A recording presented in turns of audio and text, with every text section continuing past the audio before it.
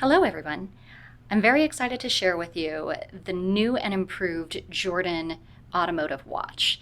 Now, many of you have just received this in the mail, and since we have not produced our official video manual yet for the watch, what I want to do is I want to show you what has been changed and how you can set your watch now that you have it. So when it comes to you in the mail, I'm just going to jump right on into this. When it comes to you in the mail, what you're going to notice is a few things.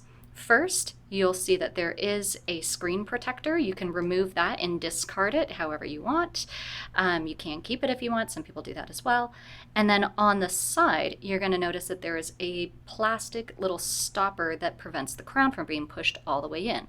And you can just kind of wiggle, grab it. I think I just lost it. But take that out from the stopper so that you can push the stopper in and begin making the watch work. So I'm going to pull that back out because I do need to show you a couple other things first, because we do need to set the watch.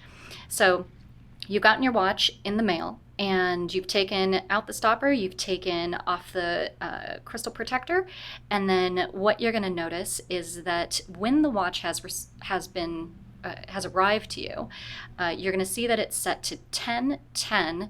It should be 10:10 a.m. And then you're also going to notice that the date is at the number 1. But you might not have received the watch at 10:10 in the morning on the 1st of the month.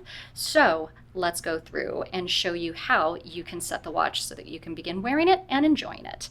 So the first thing that you want to do is keep that crown out now that you've taken the stopper out, and you're going to set the watch. I usually like to rotate forward. That's always just a good practice. So I am going to take a look. Right now we're at about 10 minutes to 12. So, and I actually just rolled all the way past it.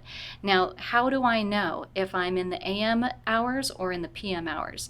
The way you're going to know is, I'm going to leave it right here at midnight, is this subdial right here. So I'm going to kind of bring that up a little bit until it goes blurry. There we go. So that subdial is going to be your military time. So as you can see, you've got 4, 8, 12, 16, 20, and then 00 up at the top of that subdial. So the subdial located at 3 o'clock is your military time. It's currently pointed to 00, which means we're at midnight. The watch thinks it's at midnight, but it's not midnight, it's sunny outside, so we are going to set this to noon. So as you notice, or well, 10 minutes to noon, because that's what I said the time was.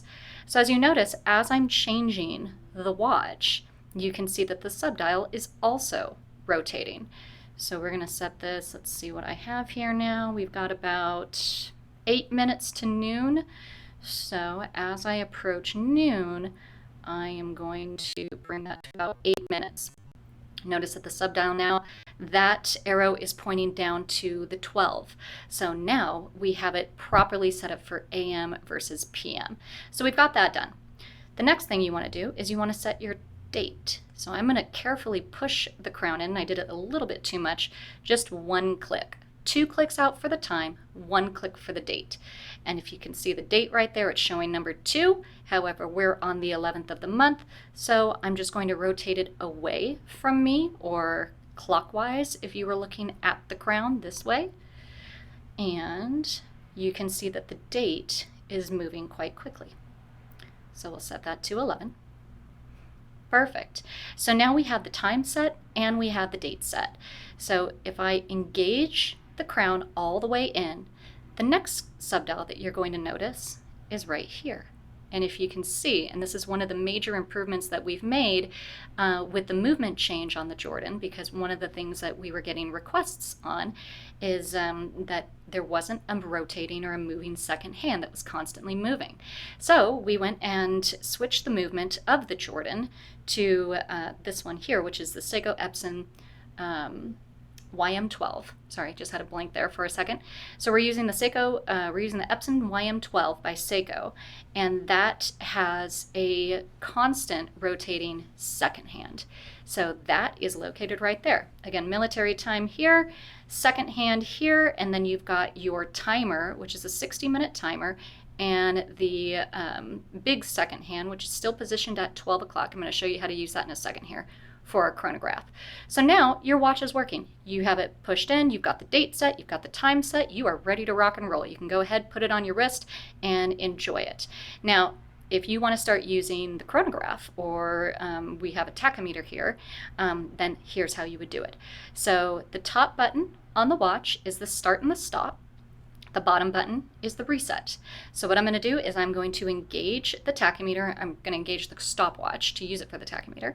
I'm going to start it by pressing the top, and then you'll notice that we have a moving stopwatch second hand. Now, as this goes around to hit 1 minute, that subdial down here is going to click over 1 minute. It can click all the way through to 60 minutes. So you have a 60-minute timer on this watch. Now, if you wanted to just leave this running and use it as your second hand, you are more than welcome to do that. That's not going to degrade your battery by any more than just a few more months. But just so you already have a peace of mind, it is still running as a second hand at that other subdial at 9 o'clock. But I'm just going to keep this going all the way until you hit the 12, hit the 1 minute mark. And what I want you to look at is our subdial here at the 6 o'clock. And you'll notice that that little red hand is going to click over 1 minute. And of course that silver hand is probably going to block it a little bit, but now that it has passed over, you can see that it has moved over 1 minute. If you keep on going all the way around, it'll click over 2 minutes, 3 minutes, 4 minutes, 5 minutes, and so on. So you've got your minute counter here for the stopwatch, and then you've got your second counter on the big second hand rotating around. If I'm done timing, then I'll just hit the start stop button up at the top again, and you can see it completely stopped. If I wanted to keep it going again, so let's say you're doing like a lap, then just hit it again, start it again, and it will start going. So you can do that as many times as you want, start and stop, start and stop, start and stop at the top button. When you're ready to reset your chronograph, then what you'll do is you'll hit the bottom button, and then what I want you to do before I hit this, I'm going to have you look at both hands, the little red hand for the minute counter, as well as the second hand. The second hand is going to move slowly back up to the 12. That minute hand is going to, I believe, go all the way around and line back up at the 0 mark. So let's watch that happen.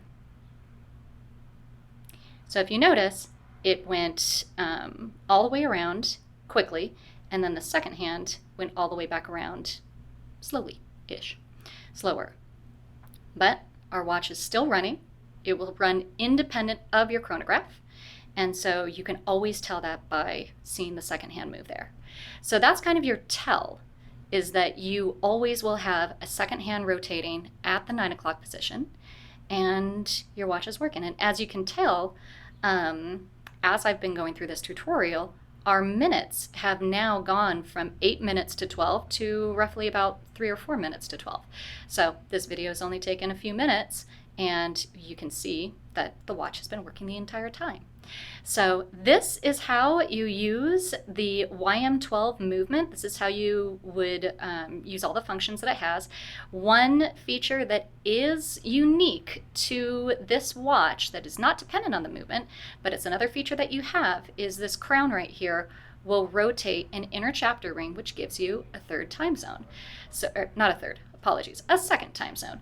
Technically you have military time, but that's not its own independent time zone. That is dependent on the time set on the watch. But if you wanted to have, let's see, we're located in Vegas right now. So if you wanted to have East Coast time on your outer bezel, what I've done is I've lined up the 3 opposite 12.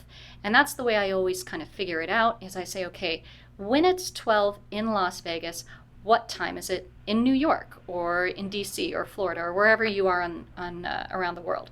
So it would be 3 o'clock in New York when it is noon in Vegas. So I put the 3 opposite the 12, 3 opposite noon, and then that way I have the outer chapter ring outside of the dial set to East Coast time. So I can have 2 time zones on this watch along with your stopwatch.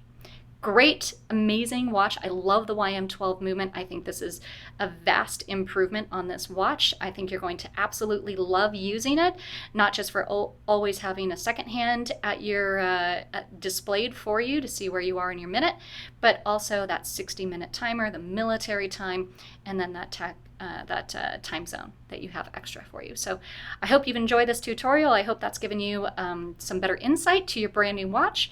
Please enjoy, put in the comments below what you love about the new Jordan, and I will catch you on another video. Thank you so much.